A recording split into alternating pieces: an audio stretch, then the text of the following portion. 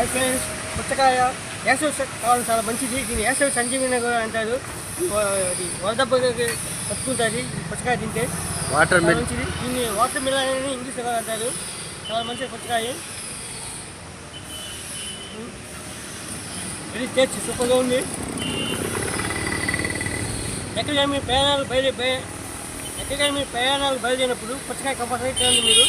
మీరు వరదబ్బని తట్టుకుంటారు. మంచిది ఎండాకాలం. దీన్ని వేసవి సంజీవనం కూడా అంటారు.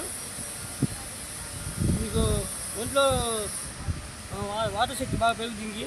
లాలాజలం పెరుగుద్ది. కంపల్సరీ ఇది ఎండాకాలం దీన్ని ఉపయోగించండి, తినండి.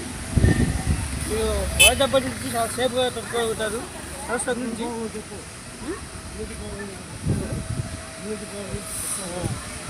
ఇమ్యూనిటీ పవర్ కూడా బాగా పెరుగుద్ది. అది కంపల్సరీగా ఇది పుచ్చకాయ తినండి. ఇది టేస్ట్ ఎలా ఉంది? టేస్ట్ బాగుంది. సూపర్ బాగుందా?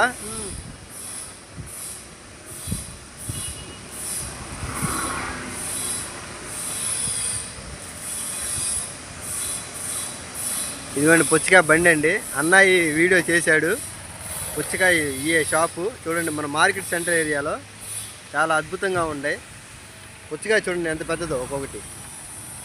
పుచ్చకాయ రేటు, పుచ్చకాయ తక్కువ రేట్లో అంకులు అమ్ముతారు. అన్నయ్య పుచ్చకాయ తింటా ఈ ఎండాకాలంలో ఎంతో ఆనందంగా పడుతున్నాడు చూడండి. ఎందుకంటే ఎండాకాలంలో తినాలి పుచ్చకాయ, చాలా మంచిది. ఒంటికి ఇమ్యూనిటీ పవర్ పెరిగిద్ది. కొన్ని రోగాలు పొడిగిపోతాయి. లాలాజలం తగ్గిద్ది, పెరిగిద్ది. దావాత తగ్గిద్ది అంట ఎండాకాలంలో, మంచిది.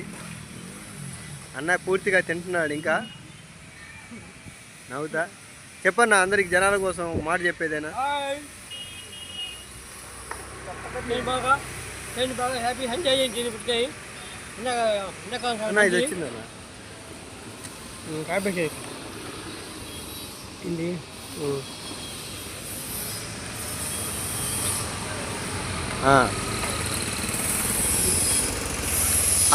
ఆ ఇత్తనాలు ఉన్నాయి. ఇత్తనాలు కూడా తినేయాలా లేకపోతే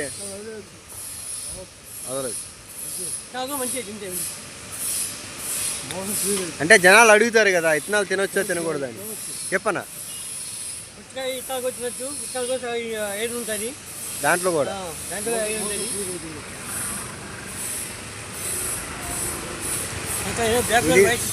ఇది మార్కెట్ సెంటర్ అండి. ఇదిగోండి